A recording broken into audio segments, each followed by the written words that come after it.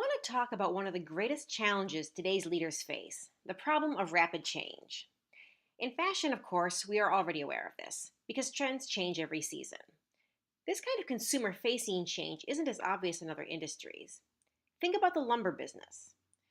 Lumber sizes are standardized, and people want mostly the same product year in and year out. There may be local seasonal changes in demand as construction slows down for the winter, and over time, the industry changes slowly. Today, there's probably more demand for sustainably sourced wood than there used to be, for example. But there aren't hot new styles 4 or 6 times a year. But in addition to these product changes, there are the fundamental premises industries are built on, and disruptive innovation can happen in any industry. The world around us is changing rapidly, and businesses in all industries need to keep on top of this. What worked in one decade is possibly a failure in the next. Even in a pretty stable industry like lumber, there are changes. For example, they've seen the rise of mega change, such as Home Depots and Lowe's. Some of these changes are due to information technology. It's easier for suppliers and buyers to stay in contact now. It's easier for companies to sell directly to consumers. Some middlemen have disappeared entirely. Other industries have been reshaped. You can still sell used goods at an antique shop or a flea market, but you could also reach a national market, or even a global one, through websites like eBay. Mass customization means more market segmentation than ever before. Of course, this still matters more in some business than others. Even now, there isn't men's lumber and women's lumber, or teenage lumber. Increased customization also means product lifestyles are shrinking. In the 1960s, a person might buy a telephone and use it for decades. Not today. Jobs are also changing. Fewer people are doing physical labor. More people are doing white-collar office work and pink-collar service jobs.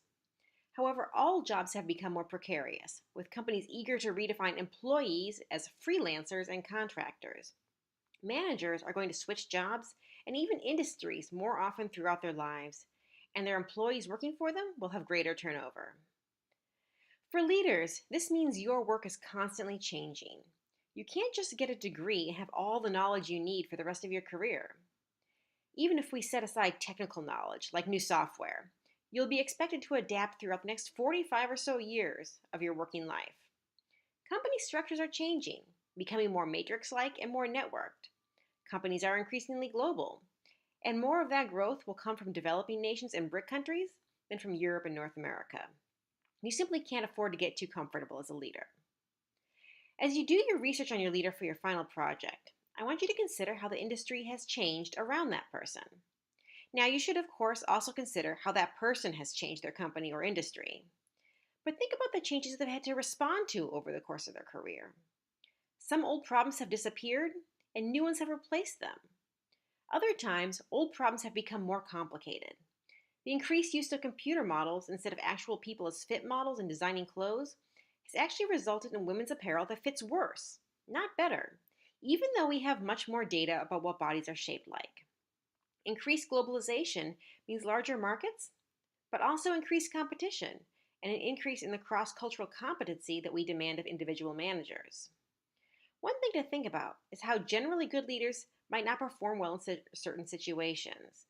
So look out for those situations where your leader hasn't done so well in their career. And this doesn't mean your leader is a bad leader. Even the best leaders will have some failures or some stumbles.